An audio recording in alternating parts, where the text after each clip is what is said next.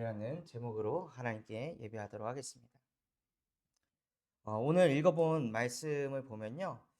어, 이 바울이라는 사람이 이 전도를 하러 다니는데 사람들이 그 바울을 가리켜서 뭐라고 하냐면 저 사람은 하나님의 종으로서 구원의 길을 전하는 자라고 했습니다. 그래서 저와 여러분 또한도 뭐가 되셔야 되냐면요. 하나님의 종으로 저와 여러분을 부르셨기 때문에 뭐가 되셔야 되냐? 구원의 길을 전하실 줄 알아야 돼요. 그래야 새 가족이 아니십니다. 어, 함께 그 전도를 하고 있는 한 분이 계신데 이분이 어떤 분을 상담을 했어요. 근데 이 상담을 받으러 온 사람이 그 아마 김정로님께서는 아실 수 있을 건데 리보트릴, 뭐 스틸록스, 메칠 퍼니데이트 뭐 이런 마약을 의료용 마약을 에, 드시는 의사를 상담을 하게 된 거예요. 그래서 그 의사분에게 당신이 가지고 있는 그 돈, 당신이 가지고 있는 그 의사 면허로도 절대 평안할 수 없는데 참 평안을 누리게 하는 이 복음을 선물해 주고 싶다. 그리고 이 복음을 전하는 전도자를 소개해 주고 싶다. 하니까 그 의사분이 알겠다고 하고 매주 복음을 듣고 계신다 하더라고요. 아무리 의료인이 되고 많은 돈을 번다 할지라도요. 사람의 근본이 망가지면 아무리 경제가 있어도 이상하게 마음이 공허하고 허무해가지고 자기도 모르게 다른 짓을 하게 된다. 왜냐하면 창세기 1장 27절 인간은 하나님의 형상대로 창조된 영적 존재라서 영이신 하나님과 함께하도록 창조되었습니다.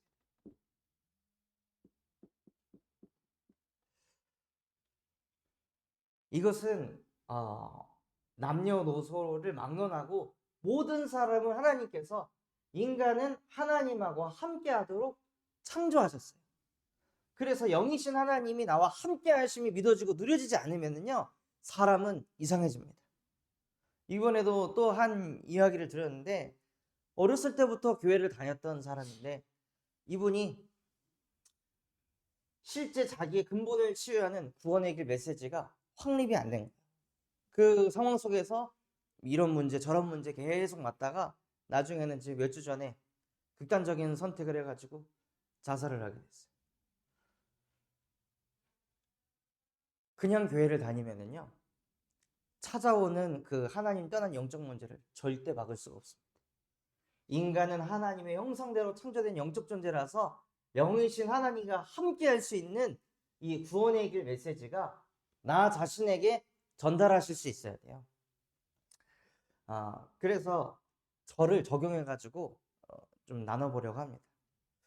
저는 하나님의 형상대로 창조된 영적 존재로서 원래는 창세기 1장 28절 말씀처럼 생육하고 번성하고 정복하고 다스릴 수 있는 축복을 가진 존재예요. 그래서 사실 제 인생에 어떤 문제가 오고 어떤 외로움이 와도 정복할 수 있고 다스릴 수 있는 게 사실 정상적인 영적 상태인데 제가 여기 군산에 와가지고 처음 이제 목회를 할 때요.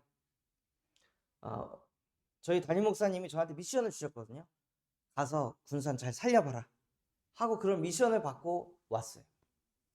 그 미션을 받고 그래 하나님 나와 함께 하시니까 라는 믿음 가지고 이렇게 왔는데 저도 모르게 여기에 딱 빠져 사는 거예요. 창세기 3장 4절에서 6절 말씀처럼 내가 하나님이 돼가지고 모든 것을 내가 생각하는 거예요. 딱 와서 예배를 하는데 이 수예배를 하면 저하고 장모님하고 또 제 와이프하고 셋이 예배하는 거예요. 교회 살리라고 해서 보내서 왔는데 정작 현실은 너무 처참한 거죠. 목회를 하러 왔는데 할 사람이 없는 거예요. 그러니까 그 생각 속에 하나님이 그래도 나와 함께 하십니다 라고 생각하는 게 아니라요. 그때 하나님 떠나가지고 뭐 하냐? 다 내 생각하는 거예요. 진짜 이거 너무 이 환경이 안 갖춰져 있는 상황에서 시작하는 거 아닌가? 어떤 생각까지 드냐면 담임 목사님께서는 여수 가셨을 때 성도가 처음 60명, 70명으로 시작했는데 나랑 이게 다르잖아. 그럼 내가 더 어려운 상태 아닌가?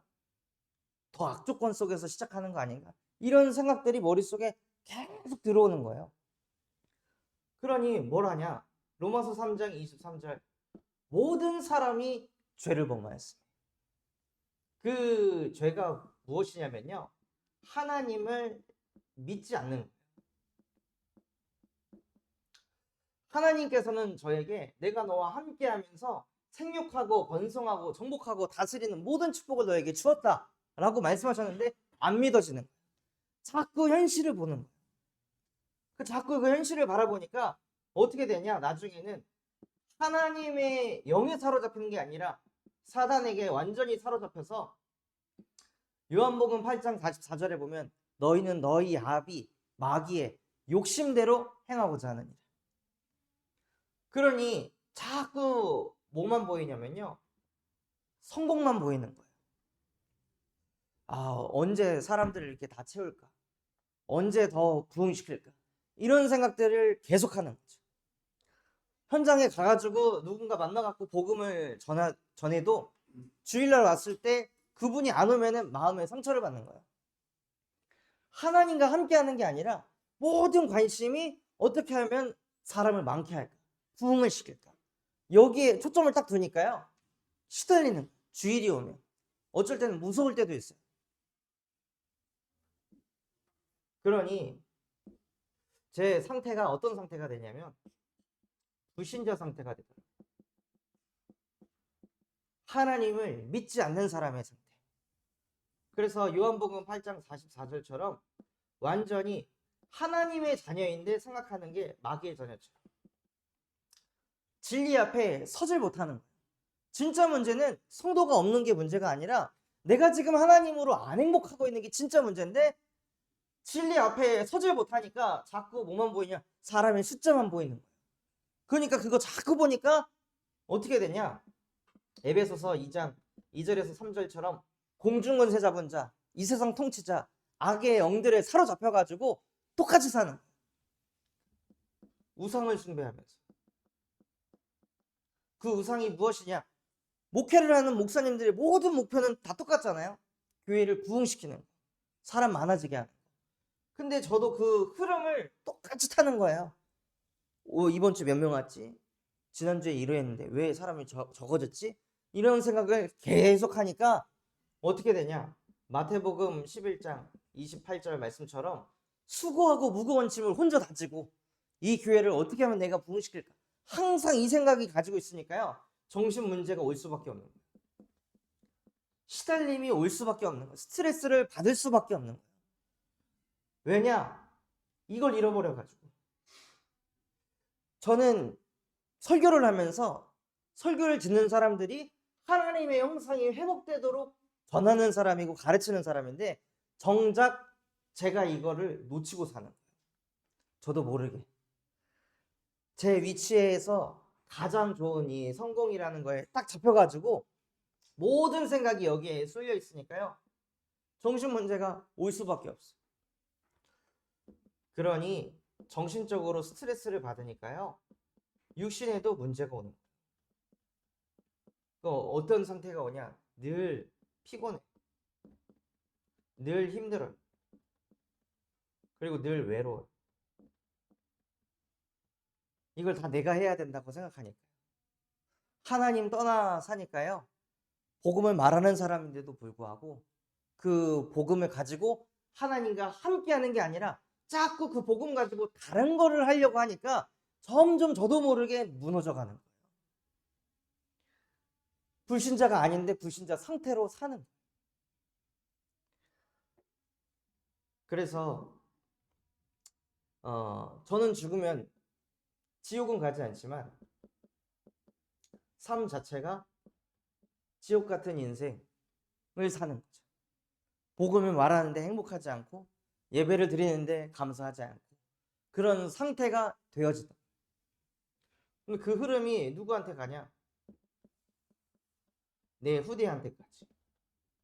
후대도 복음 들어도 안 행복해하고, 후대도 예배할 때 그냥 아버지가 목사니까 나도 예배해야지, 이런 수준으로밖에 갈 수 없는 그 흐름으로 가게 되는 거예요. 이 모든 문제가 어디서 시작됐냐? 하나님과 함께를 놓쳐가지고. 그래서 제가 이 가운데서 복음 가진 목회자의 꿈을 꾸고 있는 저조차도 이 흐름으로 가고 있는데, 그런 나를 하나님께서 어떻게 하셨냐면요, 로마서 5장 8절,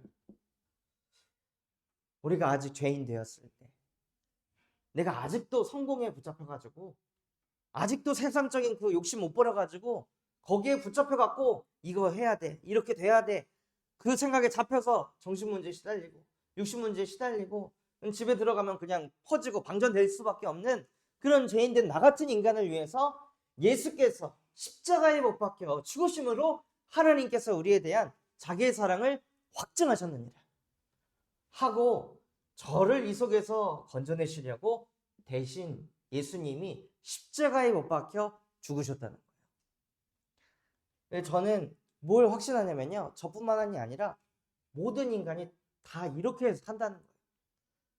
하나님과 함께가 안 되는 인간은 자기도 모르게 욕심이 생기고 그것을 향해서 계속 쫓아가요.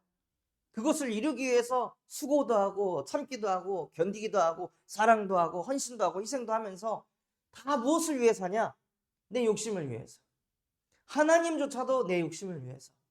근데 그 속에서 아무도 못 빠져나온다는 걸 하나님이 아시고 이 땅에 예수를 보내셔서 죄를 지은 인간의 죄를 대신 짊어지시고 십자가에 못 박으셨다는 거예요. 그런 저에게 예수님께서 요한복음 14장 6절, 예수께서 이르시되 내가 곧 길이요 진리요 생명이니 나로 말미암지 않고 아버지께로 올 자가 없느니라. 하나님 떠나가지고 늘 내 생각, 이거 어떡하지? 저거 어떡하지? 이 생각이 끊이질 않던 내 인생 속에 예수께서 나에게 길이 되셔가지고 하나님 만나게 하셨습니다. 그리고 죄 가운데 빠져서요, 말씀을 생각하기보다 하나님을 믿지 않으니까 뭘 믿게 되죠? 현실을 자꾸 믿게 되는 거예요. 상황을 자꾸 믿게 되는 거예요.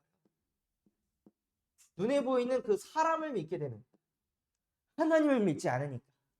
하나님 말씀이 내게 안에 안 담기니까 자꾸 눈에 보이는 현실, 상황, 사람만 바라보는 거예요. 그러니까 그 수준의 응답만을 받을 수밖에 없는 거죠.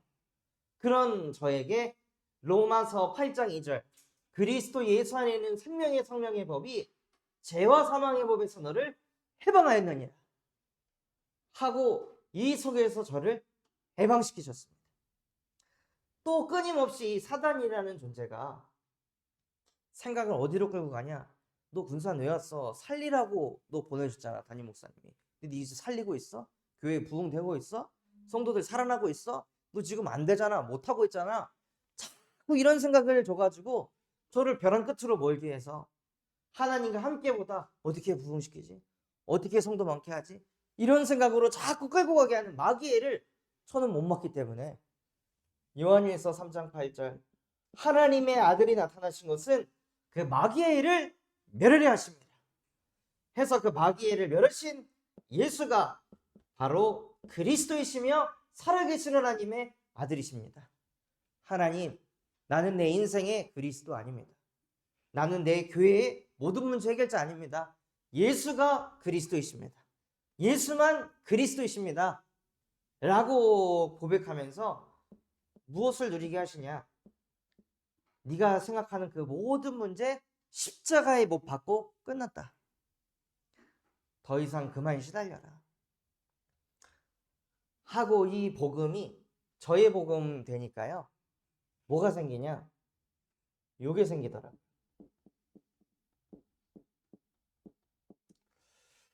요한복음 14장 26절 27절에 보면요, 보혜사 아버지께서 보내실 성령, 그가 너희에게 모든 것을 가르치시고 내가 너희에게 말한 모든 것을 생각나게 하리니 평안을 너희에게 끼치노니 곧 나의 평안을 너희에게 주노라.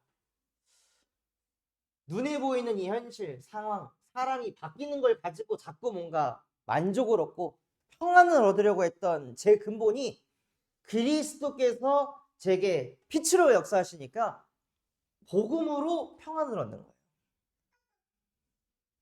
지금 교회의 형편과 상황과 상관없이 하나님이 나와 함께 하신다. 그러니 고린도전서 3장 16절 너희는 너희가 하나님의 성전인 것과 하나님의 성령이 너희 안에 계시는 것을 알지 못하느냐. 제 안에 하나님의 성전이, 여러분 안에 하나님의 성전이, 하나님의 성령이 영원히 항상 함께 하신다는 거예요.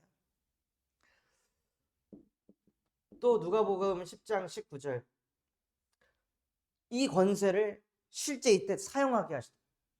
내가 너희에게 뱀과 전갈을 밟으며 원수의 모든 능력을 제할 권능을 너희에게 주었으니 너희를 해칠 자 결코 없으리라. 끊임없이 생각 속에 성공 부흥 그래서 나를 시달리게 하는 그 모든 흑암의 세력을 이거 가지고 무릎 꿇게 하는 거예요. 아, 하나님 이 말씀 그대로 나를 해칠 자 없습니다. 이 흑암이 나를 이길 수 없습니다. 나는 요한복음 1장 12절 영접하는 자 곧 그 이름을 믿는 자들에게는 하나님의 자녀가 되는 권세를 주셨으니 나는 예수 그리스도를 영접한 하나님의 자녀입니다.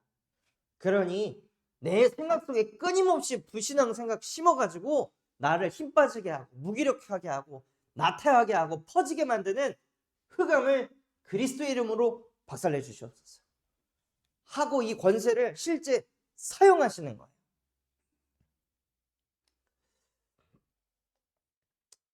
또한 히브리서 1장 14절 모든 천사들은 섬기는 영으로서 구원받은 상속자들을 위하여 보내심이 아니냐. 눈에 보이지 않게 이 천군천사가 저와 함께 하면서 무엇을 하냐면요, 너희가 내 이름을 믿고 기도하면 내가 행할 것이다. 예수 이름 가지고 기도할 때 그 기도를 옆에서 받아서 하늘 보좌의 우편에 상달한다는 거예요. 그래서 안 되는 현실 상황, 안 바뀌는 사람을 보고 한숨 쉬는 게 아니라 그때부터 뭐 하게 하시냐? 예수 이름으로 기도하게 하시다. 예수 이름으로 기도하게 하시니까 하나님께서 사람도 보내주시고 사람도 살아나게 하시더라고요. 그래서 빌립보서 3장 20절에 보면 우리의 시민권은 땅에 있지 않고 하늘에 있는지라. 저와 여러분의 그 배경은요, 지금 눈에 보이는 내 현실, 내 가정, 가문이 나의 배경이 아니라 하늘 보좌가 우리의 배경이라. 이게 믿어지고 누려지기 시작하니까요, 너무 행복하더라고요. 하나님이 진짜 나와 함께 하고 계시는, 하나님이 내 기도에 응답하시는구나. 하나님이 내 입술을 통해 증거된 말씀을 그대로 성취시켜 가시는구나. 이거를 보게 하시더라고요. 그러면서 사도행전 1장 8절에 오직 성령이 너희에게 마시면 너희는 권능을 받아 예루살렘과 온 유대와 사마리아와 땅끝까지 이르러 내 증인이 되리라. 그래서 저와 여러분을 어떤 증인으로 쓰시냐? 세계복음화의 증인으로.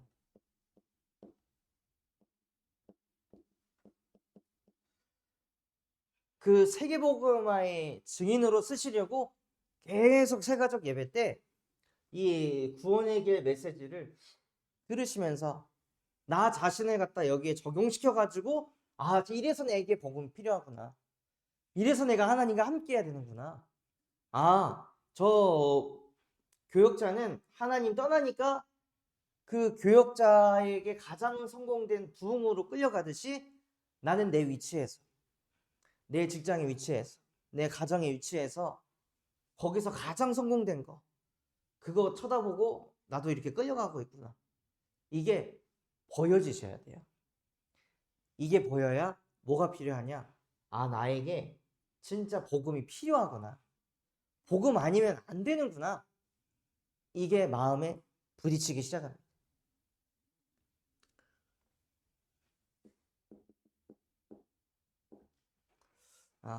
그래서 결론으로 앞으로 제가 이 매주 구원의 길의 메시지를 전하려고 합니다. 그래서 여기 계신 우리 새가족분들이 이게 개인화가 되도록, 그래서 어느 정도 개인화가 됐다 싶으면은 여기 계신 분이 나와서 여기서 메시지도 해보시는 거예요.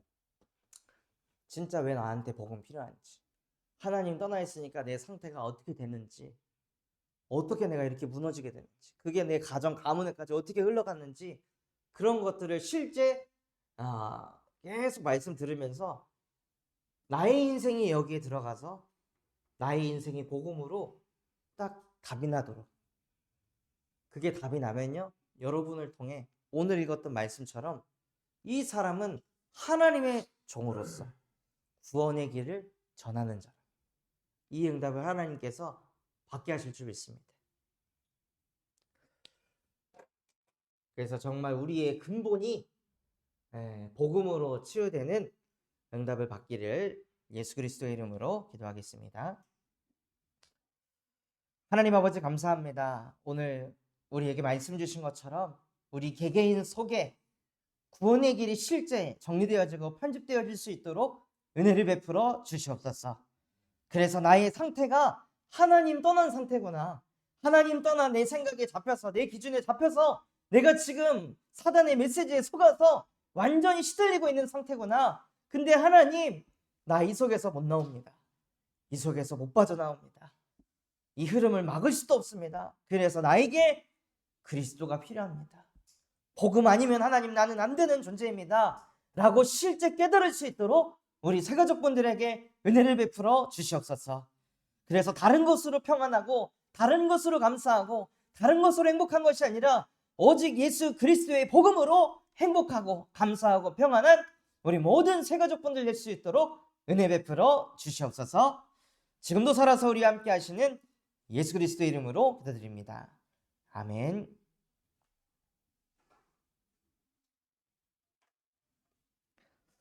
감사합니다.